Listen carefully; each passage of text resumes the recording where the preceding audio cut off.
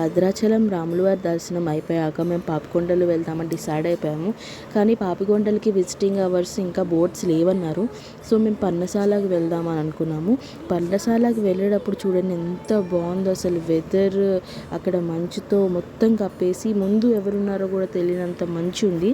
పర్ణశాల అయితే చూసేసాము, చాలా బాగుంది. సో అక్కడంతా చూసుకున్న తర్వాత మేము మళ్ళీ ఇక్కడ మధ్య ఆంజనేయ స్వామి టెంపుల్ అని మనకి దగ్గరలో ఉంటుంది. 60 to 70 కిలోమీటర్స్ అనమాట.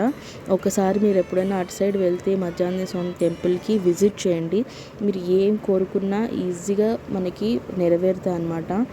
సో అక్కడ స్వయంభూ అనమాట ఆంజనేయ స్వామి.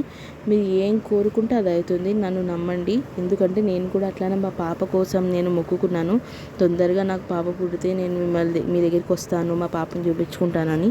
సో అలానే నాకు జరిగింది. సో అందుకని ఈసారి విజిట్ చేశాను.